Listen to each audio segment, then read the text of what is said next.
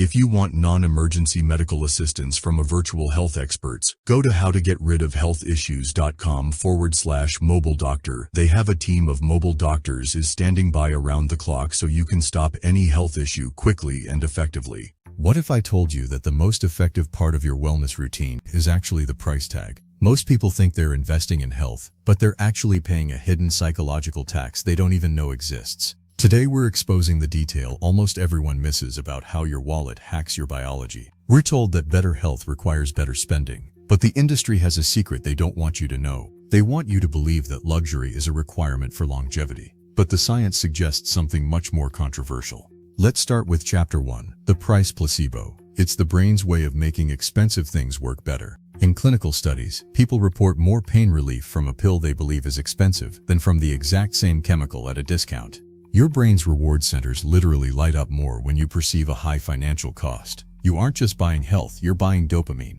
This is why that $70 yoga class feels deeper than a free workout in your living room. The cost is the cure. We use money as a proxy for effort. If it didn't cost a fortune, we subconsciously assume it isn't working. But here's the controversy. Are you paying for the nutrients, or are you paying to feel like the kind of person who buys them? Most high-end wellness products are built on this exact psychological exploit. It's a validation loop that drains your savings. The industry knows that if they lowered the price, you might actually stop believing in the results, so they keep them high. That brings us to Chapter 2, the sunk cost of supplementation. This is where the real manipulation begins. Have you ever finished a too expensive tub of protein powder that tasted like chalk, just because you didn't want to waste the money?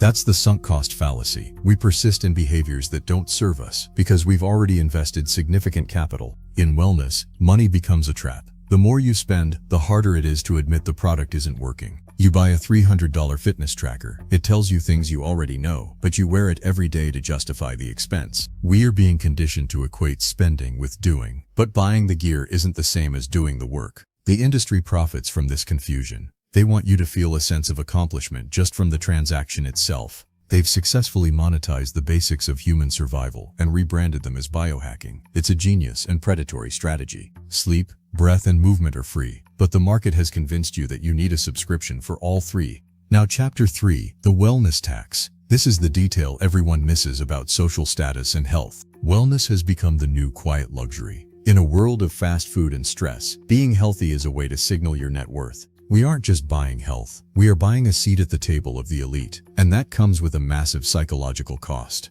When health is sold as a product, those who can't afford it feel a unique kind of biological shame. It's a systemic manipulation. The industry manufactures a sense of inadequacy that can only be cured by the next breakthrough, which coincidentally costs a premium. They don't want you to know that stress relief is often as simple as a walk in the woods, because they can't put a price tag on the woods. So they sell you a $20 bottle of forest bathing essential oil. It's the commodification of the human experience. The more complex they make the solution, the more they can charge. Simple is the enemy of the wellness economy. And here is the most controversial part of this whole investigation, the part they really don't want you to debate. The correlation between wellness spend and actual health benefit is often near zero after a very low threshold. Sometimes there is a simple way on how to relieve or get a treatment for the problem.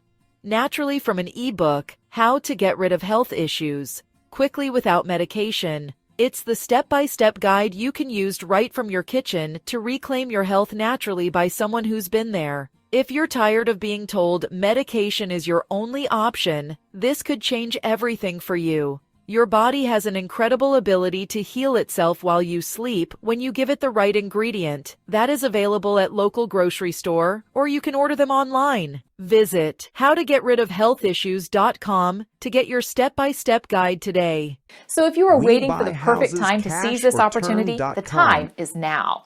Are you fed up with carrying the burden of a house you can't afford? Tired of being a landlord? House needs too many repairs? Going through foreclosure? Facing divorce? Income or job loss? Medical bills? Relocation? Inherited an unwanted house? Tired of paying taxes on a vacant house? No matter the reason, condition, or price, we buy houses as is. WeBuyHousesCashOrTerm.com is your real estate housing consultant when you need to sell your house fast, as is condition, to a cash home buyer and get peace of mind. Once you cover the basics, every extra dollar you spend is essentially a donation to a marketing department's bonus fund. Your desire for health is being weaponized against your bank account. You are being hacked by the very people claiming to help you. Is it wellness, or is it a wealth transfer mechanism designed to capitalize on your fear of aging and illness? That's the real debate. When money dictates the narrative of health, the truth gets redacted. We have to look at the ledger differently. Think about the most vibrant, healthy elderly person you know. Do they use $500 biohacking mats? Probably not. They have the basics: community, purposeful movement, and a diet of real food, none of which require a luxury subscription. The blue zones of the world don't have wellness boutiques. They have social cohesion and fresh air. Both are currently undermonetized. But in our modern psychology, free feels cheap, and cheap feels unreliable. We have to break that cycle. It's time for a forensic audit of your own wellness spending. What are you buying for health? And what are you buying for the story? Imagine what happens to your stress levels when you realize you don't need to spend $10,000 a year to be optimal.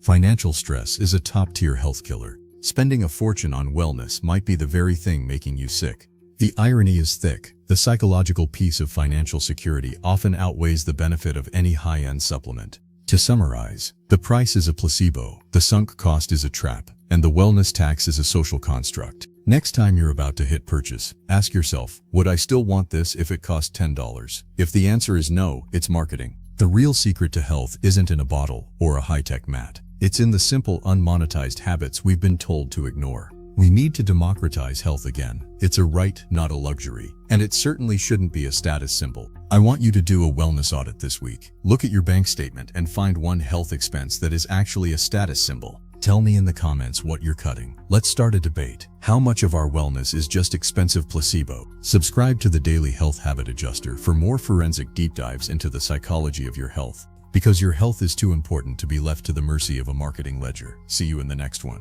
Remember, your health is your wealth.